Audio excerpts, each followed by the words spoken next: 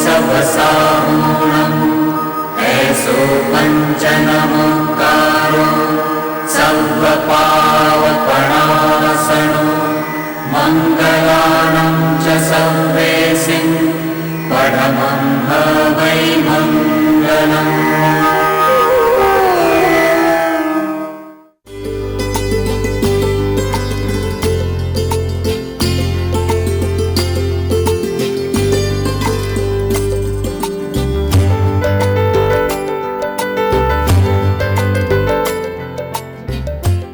मानस शांत हों जिनके गुणों के गान में वे वर्धमान महान जिन विचरे हमारे ध्यान में।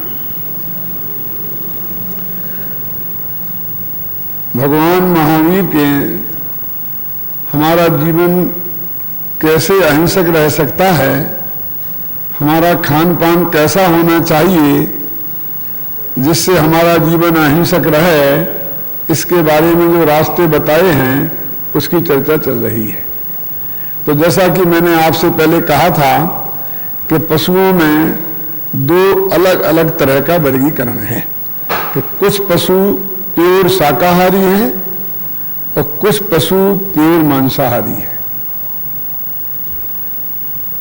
जिस प्रकार मांसाहारी पशु को कहीं आपने घास खाते नहीं देखा होगा, आप रोटी दाल भी उसे डालें तो वो खाएगा नहीं, वो अपने नियम का पक्का है। उसी प्रकार शाकाहारी पशु भी अपने नियम के पक्के हैं, मर जाएंगे लेकिन वो मांस के पदार्थ नहीं खाते हैं। वो शुद्ध भले ही घास फूस खा करके ही जिंदा रहते हैं, वो किसी भी कीमत पर मांसाहार नहीं करेंगे। किसी गाय को किसी दूसरे को मार के खाते आपने नहीं देखा होगा। लेकिन ये मनुष्य दोपाया, अपने को सबसे अधिक बुद्धिमान मानने वाला प्राणी, इसका कोई ठिकाना नहीं है। ना ये पक्का शाकाहारी है और ना पक्का मांसाहारी है। जब जैसा दाव लगता है तब वहां वैसा बन जाता है।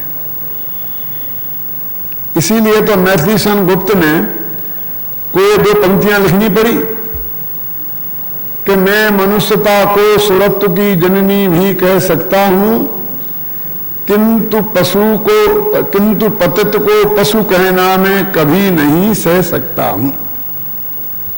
उन्होंने लिखा, पतित जनों में हम करते हैं बहुधा पशुता का आरोप। जो नीच लोग होते हैं, पतित होते हैं, अपने रास्ते से गिरे हुए होते हैं, उनको हम कहते हैं पशु कह देते हैं, गधा कह देते हैं। तो पतित जनों में हम करते हैं बहुधा पशुता का आरोप, किंतु पशु भी करते हैं क्या निज निसर्ग नियमों का लोप। क्या पशु जो उनके स्वाभाविक नियम हैं उनका लोप करते कभी देखे जाते हैं? यदि गाय बीमार हो जाएगी तो खाना बंद कर देगी, जब तक वो स्वस्थ नहीं होगी खाना नहीं खाएगी। लेकिन हम बीमार हो जाएंगे तो तिगुना खाना खाएंगे। पशु अपने जो स्वाभाविक नियम हैं उनका कभी उल्लंघन नहीं करते हैं। क्या? पतित जनों में हम करते हैं बहुधा पशुता का आरोप, किंतु पशु भी करते हैं क्या निज निसर्ग नियमों का लोप। मैं मनुष्यता को सुरत्व की जननी भी कह सकता हूं। यदि कोई मनुष्य है, यदि उसमें मानवता है, तो मैं उनसे देवताओं से भी बड़ा कह सकता हूं उसे। लेकिन किंतु पतित को पशु कहना मैं कभी नहीं सह सकता हूं। किंतु पतित आदमी को मैं पशु कहना, ये पशुओं का अपमान है, ऐसा वो कहते हैं। तो जिस तरह आप आदमी को आप गधा कहते हो, गधे ने अपना नैसर्गिक नियम कब छोड़ा? कितना बढ़िया जानवर है, शुद्ध शाकाहारी, कभी मांसाहार का नाम नहीं लिया, मेहनती। क्यों? यदि किसी ऐसे नालायक आदमी को ये खान पान का ठिकाना नहीं है, आलसी प्रकृति का है, काम करना जानता नहीं है, गधा कहना ये गधे का अपमान नहीं है? किसी दगाबाज को, अपने मालिक को धोखा देने वाले को कुत्ता कहना ये कुत्ते का अपमान नहीं है? क्यों? कुत्ते ने आज तक किसी को अपने मालिक को दगा नहीं दिया होगा। तो मेरे कहने का आशय यह है कि मनुष्य कहीं भी स्थिर नहीं है। शाकाहारी पशु प्योर शाकाहारी है, मांसाहारी पशु प्योर मांसाहारी है। देखिए, एक और गजब की बात है कि जितने भी शाकाहारी पशु हैं वो दिन में जंगल में जाते हैं, खाना ढूंढते हैं, खाते हैं और पीते हैं, और रात्रि होते ही सूर्य अस्त होने के पहले एक जगह जाके शांति से बैठ जाएंगे सुबह तक के लिए। ये जितने भी पशु पक्षी है ना, वो जाकर के शांति से किसी वृक्ष की टहनी पर बैठ जाएंगे, और जब तक सूरज की किरण नहीं आएगी तब तक वहां से हिलेंगे भी नहीं।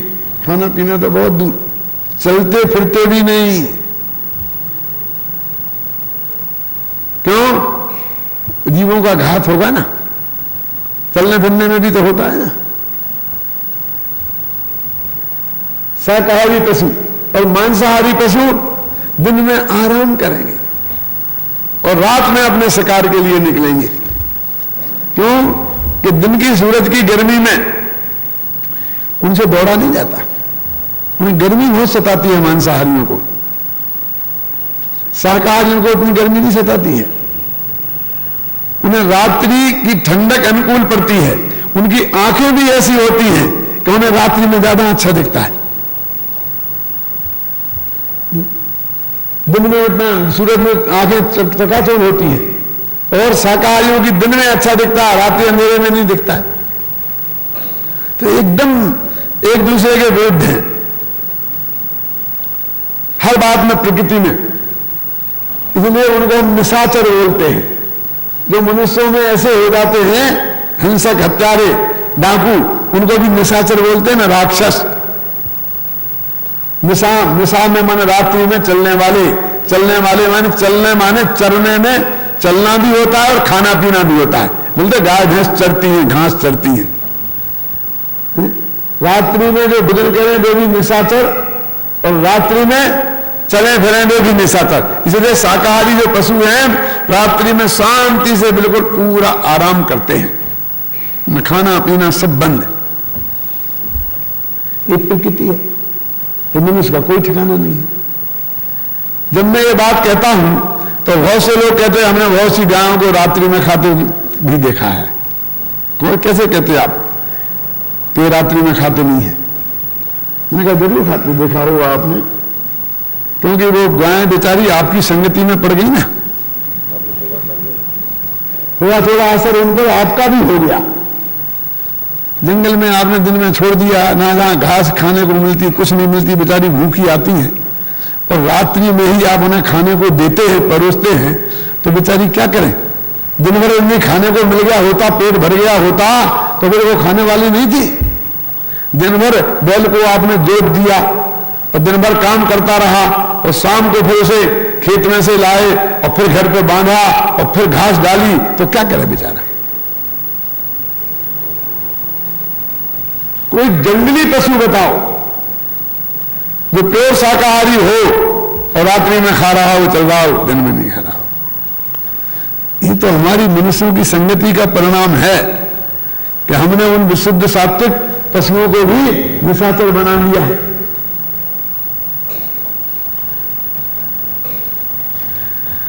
तो ये सहजी बात है कि जो शाकाहारी होते हैं वो रात्रि भोजन के त्यागी भी होते हैं।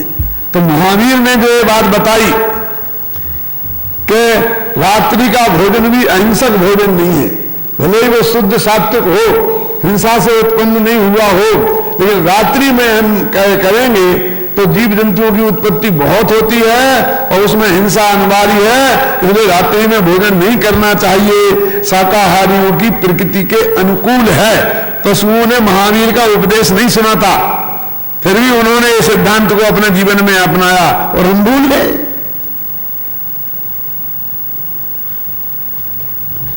तो महावीर ने जो रात्रि भोजन के त्याग की बात कही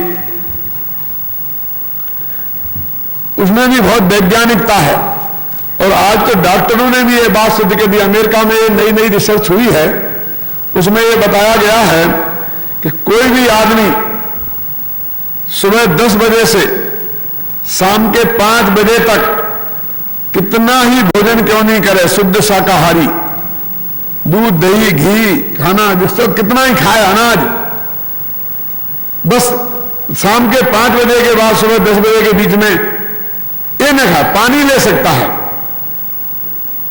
लेकिन अनाज जो उसमें ऐसा बोलते हैं डेयरी प्रोडक्ट और एंड अनाज, दूध दही घी और अनाज, इन 3 चीजों का उपयोग नहीं करें। फिर फ्रूट्स ले गए, जूस ले गए, पानी ले गए, तो वो कभी बीमार नहीं पड़ेगा। ऐसा उन्होंने नई रिसर्च की है। क्यों? क्योंकि दिन में सूरज की रोशनी की वजह से हमारी पाचन शक्ति बहुत प्रबल होती है, इसलिए उसे ज्यादा खाना चाहिए, और रात्रि में वो हो जाने से पाचन शक्ति बहुत कमजोर होती है। उस वक्त यदि आपने ये चीजें खाई तो एक आगे खट्टी जम जाएंगी और शरीर मोटा ताजा हो जाएगा, काम का नहीं रहेगा।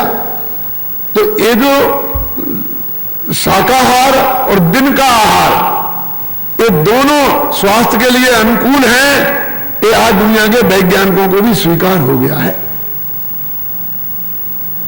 डॉक्टर लोग कहते हैं कि आप सोने के पहले 4 घंटे पहले खा लेना चाहिए, खाने के बाद 4 घंटे तक सोना नहीं चाहिए, क्योंकि वो फिर नुकसान करता है। अब बोलिए, रात्रि में 10 बजे खाएंगे तो रात को 2 बजे सोएंगे क्या? खा के सो जाएंगे तत्काल। शाम को 6 बजे खाएंगे तो 10 बजे के पहले सोएंगे क्या? तो वो सहज ही नियम हमारा रात्रि भोजन जो नहीं करते हैं, वो स्वास्थ्य की दृष्टि से भी बहुत महत्वपूर्ण है। भगवान महावीर ने छने पानी की बात भी की, पानी छान कर पीना।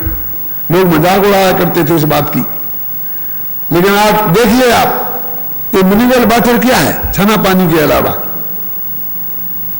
ये मिनरल वाटर भी छना पानी ही है ना। पहले हम साथ में छन्ना लेके छना पानी लेके जाते थे, शर्म लगती थी, लेकिन आज हर आदमी के हाथ में कमंडल जैसी एक बोतल दिखेगी। टीवी पे आप समाचार देखते होंगे तो वहां जो मिनिस्टरों की मीटिंग हो रही होती है और 25 आदमी मीटिंग में बैठे हैं, तो 25 के सामने एक एक मिनरल वाटर की बोतल रखी है। कोई किसी, इसका मतलब है कोई किसी का पानी नहीं पीता, सबका अपना अपना स्वतंत्र अलग पैक बंद, बिल्कुल छना हुआ पानी जिसमें एक भी जीव जंतु ना हो। सारी दुनिया ने घोषित कर दिया है आज कि जितनी भी बीमारियां होती हैं वो उनमें 90% अनछने पानी के कारण होती हैं, जिसमें जीव जंतु होते हैं और जिसमें ऐसी चीजें होती हैं जो बीमारियां पैदा करती हैं। और उसके महत्व को आज हमने ये समझ लिया है कि जो पहले के जमाने में एक बोतल दूध के भी हम 10 रुपया नहीं दे सकते थे, आज 10 रुपया देकर एक बोतल पानी खरीदते हैं। उसकी कीमत हमारी दृष्टि में आ गई है। पहले तो कभी कोई सोच भी नहीं सकता था कि पानी भी पैसे से खरीद के पीना पड़ता है। तो भगवान महावीर का ये पानी छानने वाला सिद्धांत भी आज जगत ने अच्छी तरह से मान लिया है। अंतर एक बात का है, और वो अंतर इस बात का है कि हमने जो माना है वो अपने स्वास्थ्य के पीछे माना है, हमने जीवों की हिंसा के पीछे नहीं माना है। उसके पीछे अहिंसा की धारणा नहीं है, धार्मिक भावना नहीं है, बस हम बीमार ना पड़ जाएं इसकी बात है। और भगवान महावीर कहते हैं कि दोनों बातें हम सही है कि हम बीमार भी नहीं पड़े और हिंसा भी नहीं हो। देखो, शाकाहार की बात दोनों दृष्टियों से कहना चाहिए। कुछ लोग ऐसे हैं जो अकेले स्वास्थ्य की बात करते हैं,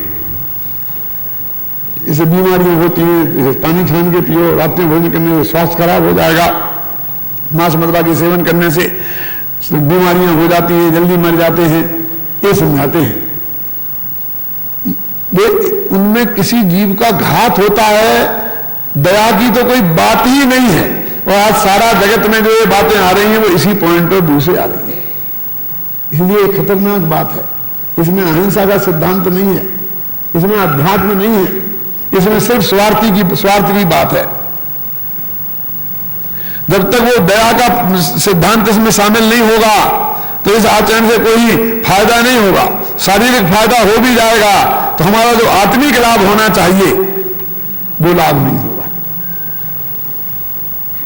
ये सारा जगत आज स्वास्थ्य के पॉइंट से, हम शराब इसलिए नहीं पीते हैं कि हमें नशा नहीं करना है, उससे हमारे फेफड़े खराब हो जाएंगे, हमारा लीवर खराब हो जाएगा, लेकिन इसलिए नहीं त्यागते हैं हम कि इसमें अनंत जीवों का घात होता है।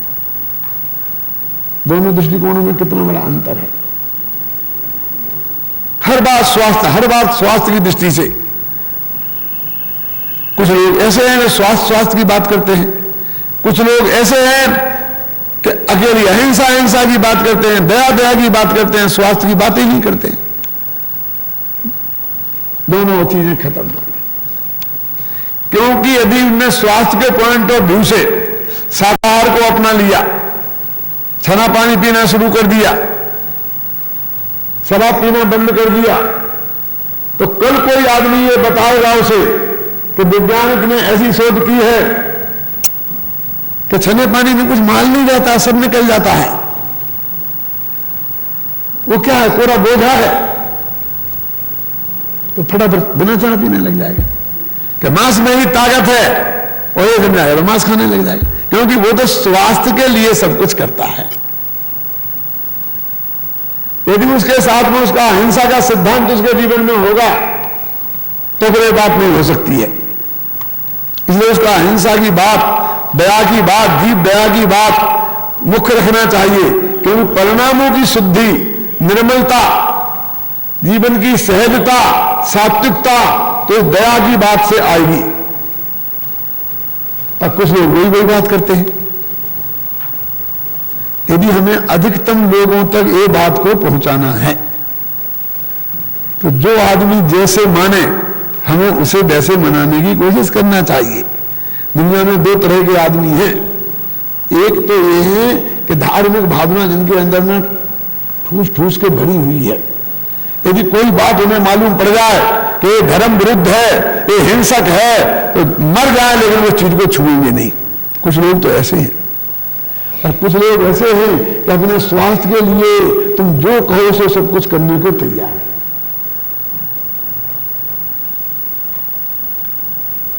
कुछ धर्म के प्रति समर्पित हैं, दया भाव के प्रति समर्पित हैं, और कुछ स्वास्थ्य के प्रति समर्पित हैं। तो हम दोनों पॉइंट से ये बात रखें तो दोनों हमारी पकड़ में आएंगे, और बात भी सच्ची है, कोई छल नहीं है। ये चीज स्वास्थ्यकर भी है और दया का आत्मा के स्वास्थ्य को भी ठीक करती है और शरीर के स्वास्थ्य को भी ठीक रखती है। दोनों एंगल से यदि हम ये बात कहेंगे तो गारंटी से जनता के गले उतरेगी, और जनता में जो बहुत अच्छी तरह से पहुंच सकती है और इसका बहुत लाभ हो सकता है। इसलिए हमको दोनों दृष्टियों से इस बात को रखने की कोशिश करना चाहिए, स्वास्थ्य के पॉइंट ऑफ व्यू से भी और सदाचार के पॉइंट ऑफ व्यू से भी। इसलिए भाई ये महावीर का जो सिद्धांत है ये स्वास्थ्य की दृष्टि से भी उतना महत्वपूर्ण है, और हमारा आत्मिक स्वास्थ्य जो अहिंसा है, दया का परिणाम है, उसकी दृष्टि से भी उतना ही महत्वपूर्ण है। इसलिए इसे हमें अवश्य अपनाना चाहिए। ये शाकाहार का अधिक से अधिक प्रचार प्रसार कैसे हो, इस बात की चर्चा कल के व्याख्यान में करेंगे। ओम शांति शांति शांति। विद्या वाचस्पति वाणी भूषण जैन रत्न डॉक्टर हुकमचंद भारिल्ल जी द्वारा रचित जैन साहित्य पढ़िए और जानिए। जैन तत्व दर्शन 8 भाषाओं में जैन धर्म के गूढ़ रहस्यों की सरल एवं रोचक भाषा में प्रस्तुति।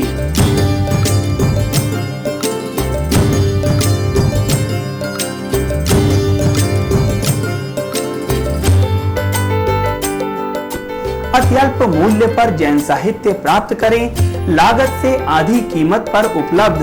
पंडित तोडरमल स्मारक ट्रस्ट, A4, बापू नगर, जयपुर, राजस्थान।